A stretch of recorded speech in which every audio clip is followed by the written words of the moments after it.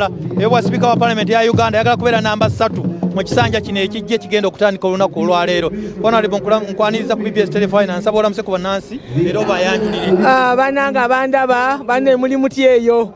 bannange mukulika akalulu. Nze Dr. Asiimwe Florence Akiiki PhD Sociology University of Cape Town ndi wano omubaka obukazi oba omukyala we Masindi ate nga bwe mukimanyi negwanyiza ekifo ogufo gunene gwa Speaker. Nzize leero kuba omu kwabo abajulizi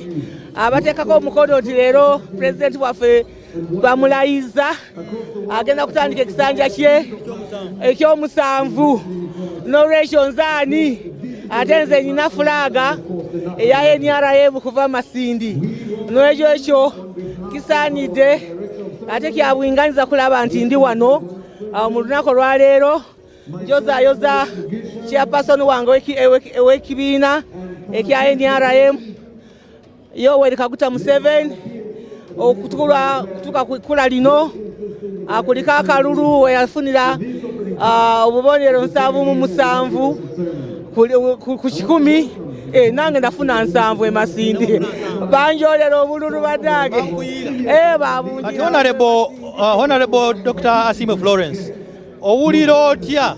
nga emyaka 4 emabega President Museveni awa obuyinza eri President Museveni awa President Museveni awa President Museveni tuze kulayiza President mujja naye era President Museveni abantu mwe mumwagala kitegeeza nti mukyamwagala kubanga ffe tetubba kalulu abantu batuwa buwi ba presidency candidates twalina 8 kati ku 8 ogwo mwasalawo okulonda John Yoweri Kaguta Museveni kati bwe ogenze mu kalulu olina okumanya nti waliwo agenda okusinga waliwo agenda okusingulwa ate abantu balina okumanya nti bannange ekibiina kyaffe kya NRM tulina omusingi omanyi tosobola kuzimba ekibiina nga tolina omusingi era mpa amagezi ebibiina byonna bw'oba mwagala okuwangula mutandika omusingi gwammwe ku LC1 kubanga ffe tulina structures zaffe kati bw'obala 6 emirundi obwalo tulina 7,200 olwedde obulu tuba tukoze eki tulina we tutandikira n'olwekyo ebibiina bamwagala mutandike ku LC1 nammwe mufune 3 kati mulabe kati ebadde yogerwako ng'efumbekeddemu obwenguzi naddala mu babaka Parliament abagala okuyisa budget zaabwe babawaayo akantu okusobozesa ministries departments and agencies okwata ntebe y'obwa Speaker kizibu ekyo ogenda kukinogera ddagala kino dakiika emu Honorable Dr. Florence bannange kyova olaba nvuddeyo okwesimbawo ku gufu ogwo gwa Speaker kubanga obulyake mu Parliament yaffe ye11 bubadde bw'amaanyi nnyo biramukya biwulira biyingiddewo tuguze emotoka bannange leero ku luno mujja kundaba nja kufuna akakiiko kange akaba economics abasomye ebitabo kubanga nze bayinza okumbisaawo muyi babiisa wansi eyo naye nja kubona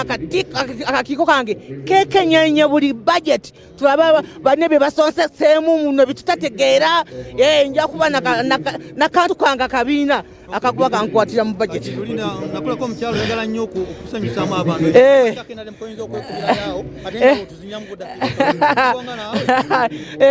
ensonga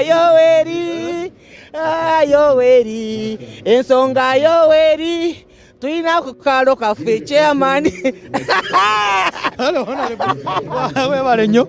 tulaba ye Honorable Dr. Florence Asiimwe ye mbaka omukyala wa district y'e Masindi era nga yazzeemu n'alondebwa ku kisanja kino yonku bavuganya ku ntebe y'obwa Speaker wa Parliament eno ey'e12 etandika